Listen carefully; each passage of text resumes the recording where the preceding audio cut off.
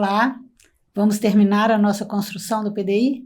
Essa aula de hoje é a nossa 10ª aula, então eu vou concluir aquilo que é importante para a gente fazer depois de tantas informações colhidas aí ao longo da avaliação. Então, a primeira coisa que eu vou fazer é uma análise detalhada da avaliação diagnóstica inicial, ou seja, eu vou pegar tudo aquilo que eu apurei da história de vida do estudante e dos resultados da avaliação e fazer, então, um relatório de tudo isso. Então, é necessário aqui fazer uma análise detalhada de tudo que foi visto até agora. E nós vamos focar principalmente nos conhecimentos já construídos e nas dificuldades do aluno. E, além disso, gente, nós vamos ter que pensar nas circunstâncias condicionantes. O que são circunstâncias condicionantes? É aquilo que vai fazer com que o aluno tenha realmente uma dificuldade. Por exemplo, um aluno que tem uma disfunção neuromotora grave. Os aspectos motores dele vão estar prejudicados. Então, não tem o que eu falar de desenvolvimento motor com um aluno que já tem essa deficiência. Um aluno cego, por exemplo, eu não tenho que falar de percepção visual, né? Então, todas aquelas avaliações, todos aqueles itens que eu citei para vocês ao longo da nossa avaliação, eu tenho que pensar nessas circunstâncias condicionantes. Então, após uma análise minuciosa, né, desses resultados, é importante registrar as conclusões finais sobre tudo que eu levantei a partir dessa avaliação, tudo aquilo que eu fiquei sabendo, né, sobre esse estudante. Bom, aqui no segundo momento, nessa finalização, eu vou relacionar todas as necessidades educacionais especiais do estudante. Aqui, gente, não é o diagnóstico clínico. Como eu já disse, o diagnóstico clínico ele é importante, mas ele não é o mais fundamental. E aqui eu vou relacionar as necessidades educacionais especiais provenientes da deficiência, dos transtornos globais do desenvolvimento, dos transtornos do espectro autista. O que significa isso? Por exemplo, o cego ele vai precisar de braille. Qual que é a necessidade educacional especial do cego? É que o material dele seja expresso em braille. O surdo necessita da Libras. Então, qual é a necessidade educacional especial dele? Ter um intérprete de Libras na sala de aula. Qual é a necessidade educacional especial daquela criança que não se expressa através da fala? É a comunicação alternativa. Então, é isso que eu vou relacionar aqui, tá? Não esquecendo em nenhum momento que o diagnóstico, ele é importante, tá? Mas ele não pode ser o mais importante aqui nesse momento. Porque a gente tem que pensar, gente, na função social da escola, que ela vai se centrar nas respostas pedagógicas necessárias às demandas educacionais. Ou seja, a escola ela tem uma função social, e a função social dela é esse desenvolvimento, né, das aprendizagens e das questões pedagógicas. Então, essa resposta, né, que a criança dá com relação a essa proposta pedagógica pode mudar substancialmente um diagnóstico. Às vezes aquele diagnóstico de deficiência intelectual, por exemplo, né, que vai dizer, essa criança tem deficiência intelectual, então ela tem dificuldade disso e disso e disso, então é como se fosse assim, ela não aprende porque ela tem deficiência, ela não dá conta porque ela tem deficiência.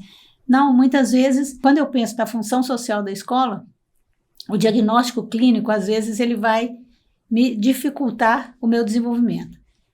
Então, a maneira que o sujeito lida, né, com seu corpo, com seus limites, com as suas potencialidades, pode estar muito relacionada à maneira com que ele vai lidar com o conhecimento. Então, eu preciso colocar essa criança em contato com o conhecimento. Eu tenho que fazer com que ele tenha possibilidade de aprendizagem, apesar do diagnóstico clínico. Então, se eu vou possibilitar o estudante, né, com deficiência, através da ação pedagógica, a percepção daquilo que ele é capaz, essa ideia, né, da potencialidade, eu vou desenvolver a autoestima dele, a autoimagem que ele tem dele, então isso vai fazer com que o seu desenvolvimento seja muito mais produtivo. Então é necessário atender às necessidades específicas, né, saber quais são as necessidades específicas de cada deficiência, para que eu não faça com que o aluno perca possibilidades de aprendizagem por causa da sua deficiência.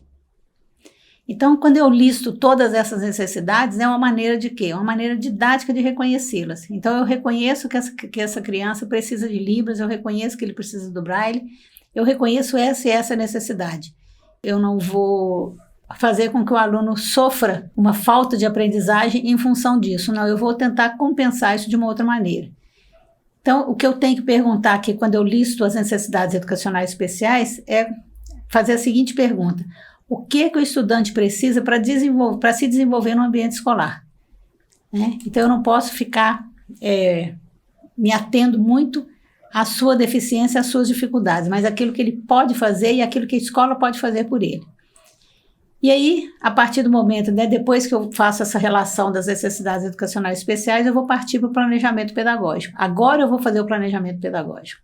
Agora chegou a hora do professor sentar e fazer o seu planejamento para poder atuar na sala de aula. Como que ele vai fazer esse planejamento? Ele vai partir daquilo que o estudante já é capaz de fazer em relação ao que ele precisa saber ao final do ano.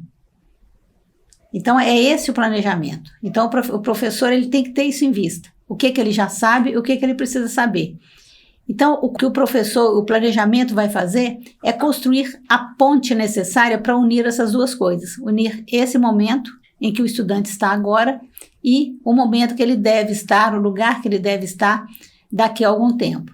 Então, essa construção de pontes, né, é que o professor vai realizar.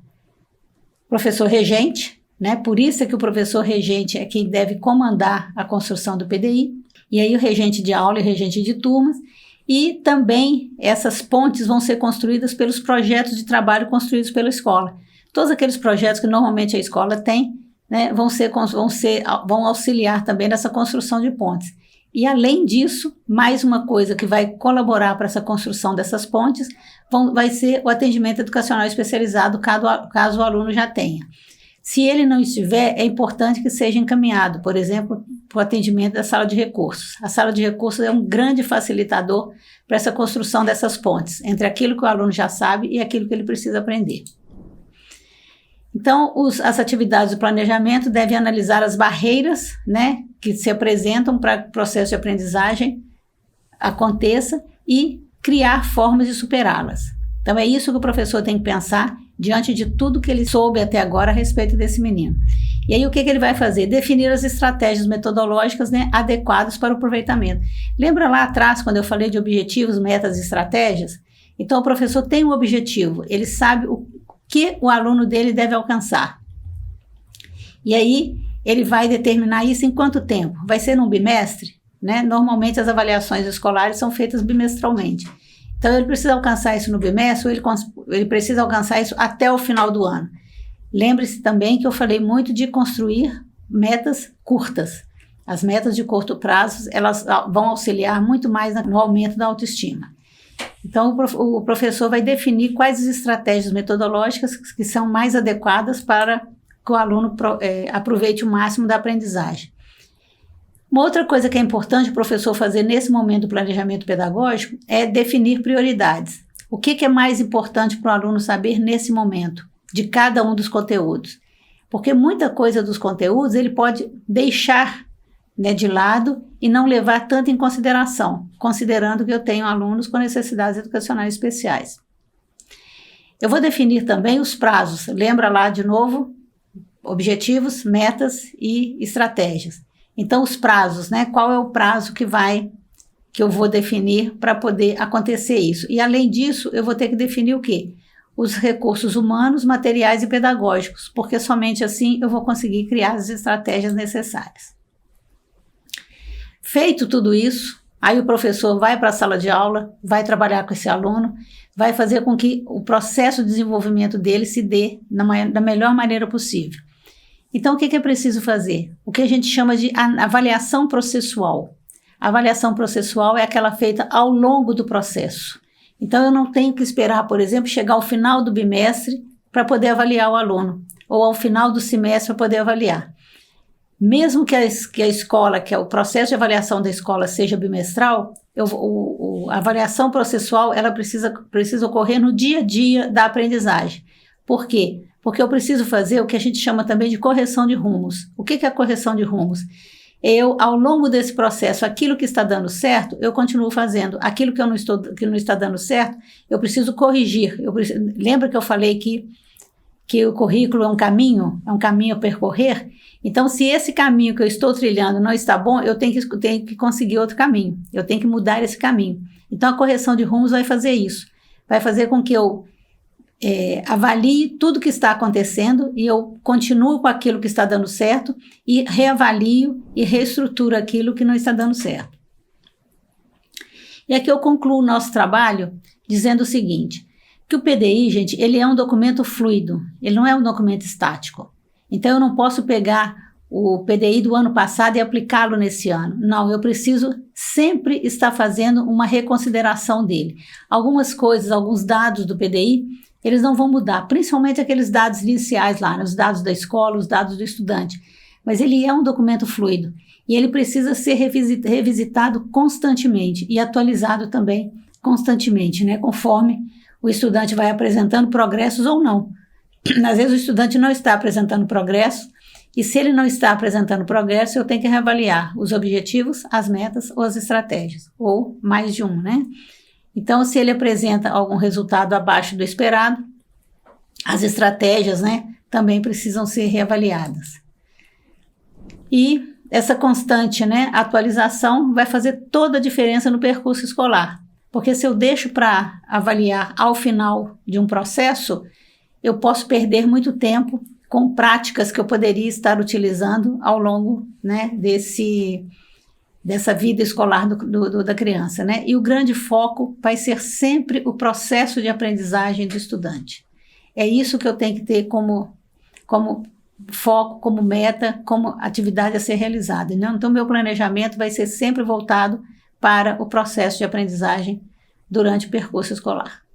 Ok? Com isso eu encerro, espero que tenha dado pelo menos uma ideia de como a gente constrói o PDI. É uma construção bastante complexa, muitas vezes os professores acham difícil, mas não é impossível, gente. Vamos tentar fazer e vocês vão perceber que os primeiros vão dar muito trabalho, porque vocês têm que ir lá voltar na teoria para saber o que é cada um desses itens. Mas à medida que vocês forem fazendo, você já sabe, eu já sei o que é memória episódica, eu não preciso ir lá na teoria para poder saber. Eu já sei o que é percepção visual, o que é percepção auditiva, quais as atividades que eu tenho que avaliar.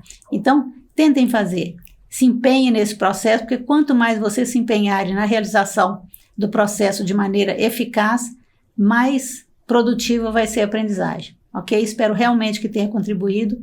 Muito obrigada e até uma próxima oportunidade.